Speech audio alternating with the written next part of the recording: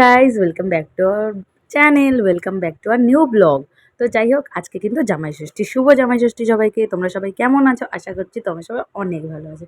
আর সবাই তো টাইটেল আর থাম্বনেল থেকে বুঝেই গেছো যে কি ভিডিও হতে চলেছে। হ্যাঁ, আজকে হচ্ছে জামাই ষষ্ঠী স্পেশাল ব্লগ। কি খেলাম, কোথায় গেলাম, কি করলাম সারাদিন, পুরোটাই তোমাদের সাথে শেয়ার করবো। তো দেখতে থাকো। চলো, ঘুমের থেকে উঠে আর একদম রেডি টেডি হয়ে কিন্তু বেরিয়ে পড়বো। আজকে এত গরম ধারণার বাইরে, তারপরেও একদম শাড়ি টাড়ি পরে একদম একাকার করে সবাই মিলে রেডি টেডি হয়ে বেরিয়ে পড়েছি। হ্যাঁ, প্রত্যেক বছর মায়ের বাড়িতে যাই, বাট এবার মাকে নিয়ে বেরোবো। তো যাই হোক, এবারে একটু অন্যরকম আয়োজন, ইচ্ছা ছিল যে অন্যরকম মুহূর্ত কাটাবো, জামাই ষষ্ঠীর দিনটা অন্যরকমভাবে পালন করব। তো যাই হোক, একটা প্ল্যানিং ছিল, সবাই কিন্তু দেখো আমরা কালো কালো পরেছি। হ্যাঁ, এটাই আমার ইচ্ছা ছিল যে সবাই মিলে কালো রঙের কিছু পরবো, মানে যা পরবো একই কালার পরবো। তো যাই হোক, তারপর গিয়ে আমরা বেরিয়ে পড়লাম। আর হচ্ছে বাইরে ক্যাবের জন্য ওয়েট করছিলাম, ফাইনালি এলো এবং আমরা বেরোলাম যেখানে যাওয়ার উদ্দেশ্য করে বেরিয়েছিলাম। তো যাই হোক, বাইরে প্রচণ্ড গরম ছিল আর প্রচণ্ড রোদ্দুর ছিল। গাড়ির ভেতরটা এসি ছিল বলে চলো তাও বাঁচোয়া, বাট বাইরে ভীষণ ভীষণ মানে অসম্ভব গরম ছিল। যেমন রোদ্দুরের তাপ আর এই গরমে সেজে গুজে একদম মেকআপ তো পুরো গলে গলে গলে গলে পড়ছিল। তো যাই হোক, আমরা পৌঁছে গেলাম যেখানে যাব বলে বেরিয়েছিলাম। হ্যাঁ, আমরা যাব কিন্তু মানে ভেবেছিলাম যে রাজবাড়িতে যাব, কলকাতা রাজবাড়ি। তো আমরা ওখানেই গিয়েছিলাম। আর গিয়ে দেখলাম অসম্ভব ভিড়, প্রচুর লোক, প্রচুর। এখানে হয়তো বোঝা যাচ্ছে না, বাট প্রচুর লোক। একটা নাম্বারিং হচ্ছিল, যেখানে আমরা 31 নাম্বারে ছিলাম। আর গরমে তো প্রথম এনার্জি ভালোই ছিল, একটা মজা মজা ফিল হচ্ছিল, বাট তারপর গিয়ে এনার্জি সব কোথায় যেন পালিয়ে গেছিলো।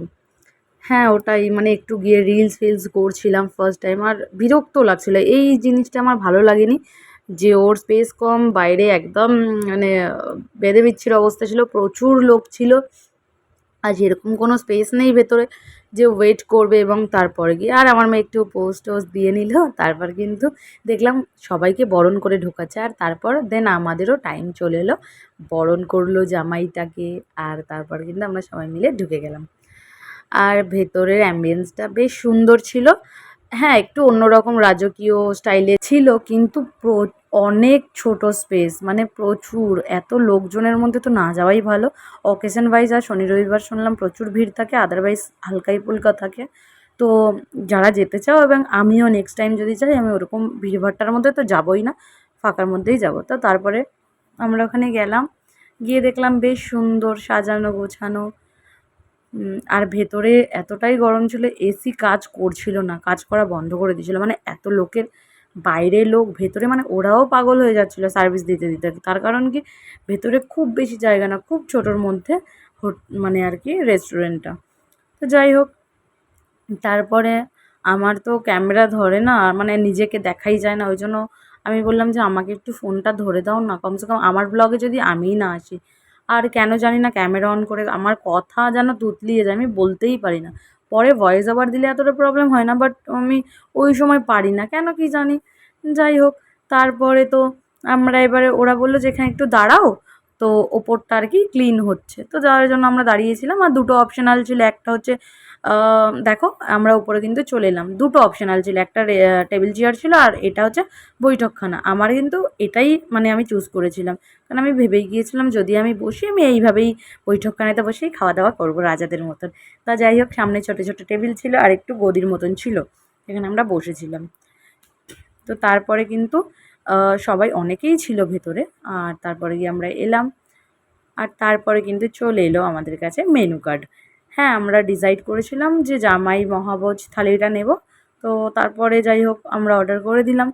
আর তারপরে হচ্ছে যেটার দাম ছিল 1099। তারপর কিছু রিচুয়ালসও ছিল, যেটা আর কি জামাইকে বরণ করা, তারপরে ধান দুব্বর দিয়ে আশীর্বাদ করা। এই জিনিসটা আমার মা কখনো করেনি, কারণ আমাদের মধ্যে জামাই ষষ্ঠী নেই। তো যাই হোক, এমনি খাওয়া দাওয়া হয়, বাট আশীর্বাদটা আর কি মানে এরকমভাবে হয় না।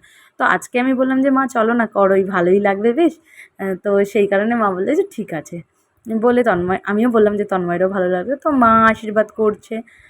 আর তারপরে কিন্তু ধান দুব্ব দিয়ে আশীর্বাদ করলো, প্রদীপ ছোয়ালো, তারপর টিকা লাগিয়ে দিল। সবটাই মানে যেরকম যেরকম আর কি হয় করলো। তো তন্ময়কে বলছিলাম যে দেখো ফার্স্ট টাইম, কারণ এরকম কখনো যেহেতু আমাদের মধ্যে নেই। আর তারপর কিন্তু ওই প্রদীপ দিয়ে আর কি, প্রদীপের শিখাটা আর কি, আর কি বলে ওই যেটা দেয় আর কি, যাই হোক। তারপরে পাখা ছিল একটা, পাখা দিয়ে হাওয়াও করছিল একদম পুরো সেই লেভেলের, আগে যেরকম হতো আর কি। হ্যাঁ, আগে জামাই ষষ্ঠীতে যেরকম করতো সবাই, শাশুড়িতে একদম হাত পাখা দিয়ে হাওয়া করে তারপরে জামাই আশীর্বাদ নিল, মানে প্রণাম করলো আর কি। আর স্টার্টারে ছিল আমাদের ফিশ কাটলেট আর ডায়মন্ড কাটলেট, আর ওয়েলকাম ড্রিঙ্ক ছিল হচ্ছে লাস্সি। যাই হোক, ওরা দিয়ে গেল সব একে একে করে। তো প্রথমেই আমাদের ছিল যে ফিশ ফ্রাই আর কি ডায়মন্ড কাটলেট। তো আমি যাই হোক ওটা খাইনি, আমি ফিশ ফ্রাইটাই নিয়েছিলাম। তো প্রথমে ওয়েলকাম ড্রিঙ্কটা খেলাম লাস্সি। লাস্সিটা খুব আহামরি কিছুই না, নর্মাল যেরকম আর কি বাইরে পাওয়া যায়, যার যার দাম হচ্ছে ভেতরে অনেক। আর তারপরে ফিশ কাটলেটটা বেশ ভালো লেগেছিলো, আর ভেতরে ফিশের কোয়ান্টিটিটাও বেশ ভালো ছিল, আর ডায়মন্ড কাটলেটটাও সুন্দর ছিল, আমার মেয়ের তো খুব পছন্দ হয়েছিল। তো আমিও একটু টেস্ট করে দেখলাম যে কেমন। তো যাই হোক আমিও খেয়ে দেখলাম, না ভালোই বেশ। যাই হোক এটাই ছিল। আর তারপরে আমি তন্ময়কে জিজ্ঞাসা করছিলাম, আরে বলো কেমন লাগছে খেয়ে? বলছে ভালো ভালো, ওর তো কোনো রিয়াকশান মানে নেই। যাই হোক তারপরে আমাদের মেন কোর্স চলে এসেছিলো, আর মেন কোর্সে ছিল অনেক কিছু, পুরো ভর্তি ভর্তি ভর্তি ভর্তি থালা, মাছ মাংস চিংড়ি, তারপরে ডাল, মাছের মাথা দিয়ে কোফতা, ছানার কোফতা। মাকে বললাম মা খেয়ে দেখো কেমন, মা বললো না ভালো। আর আমার মেয়ে একা যেহেতু খেতে পারবে না বলে আমি আর আমার মেয়ে শেয়ার করেই খেয়েছিলাম। আর তন্ময়কে বলছিলাম যে আরে খেয়ে দেখো কেমন, মুখে নিয়ে টেস্ট করে বলো আমাকে, আমি তো ভিডিও বানাচ্ছি না কি, তুমি তো ধরে দেবে না। তো যাই হোক ও আহ, খেলো এবং খেয়ে বলছে সেই সেই এরকম দেখাচ্ছিল। বলছে না সেই সেই ভালোই লাগছে খেতে। আর সত্যি খিদে মরে গেছিলো পুরোপুরি, এত বেলা হয়ে গেছিলো। যাই হোক তারপরে আমিও আর কি আম, খাওয়া শুরু করলাম, কিন্তু সত্যি বিন্দুমাত্র ইচ্ছা ছিল না খাওয়ার। তার কারণ অনেক বেলা হয়ে গেছিলো, মানে প্রায় আমরা তখন 4টে বাজে যখন আমরা খেতে বসেছি। তো সারাদিন ওই গরমে আর ওই অস্বস্তিকরে খাওয়ার তো পুরো মুড চলে গেছিলো। আর স্টার্টিংয়ে কিন্তু স্টার্টার খেয়ে আর পরে আর মেন কোর্স এত কিছু খেতে ইচ্ছা করে না। তো যাই হোক আলু ভাজা আর ডাল দিয়ে মুখে নিলাম, নিয়ে দেখলাম না বেশ ভালোই খেতে। আর অত কিছু খেতে পারিনি, ওই জন্য আমি আর দেখাইনি। চিংড়ির মালাইকারিটাও বেশ ভালো ছিল, চিকেনটাও কোয়ান্টিটি দুটো মাত্র চিকেন ছিল, বাট ভালো ছিল। আর তারপরে ডেজার্ট চলে এলো, আর আমরা কিন্তু এত কিছু খেতে পারিনি, সব ফেরত নিয়ে এসেছিলাম পার্সেল করে। তারপর পান দিয়েছিল, সব যে যার পান তুলে নিয়েছে, আমারটা ছিল আমি খেয়ে নিলাম। আর হ্যাঁ, সারাদিনটা আমরা এইভাবেই কাটালাম।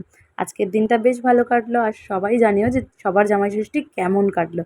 আর বলতে ভুলো না যে আমাদের দুজনকে কেমন লাগছিলো। টাটা সবাইকে, ফিরবো আবার নতুন একটা ব্লগে।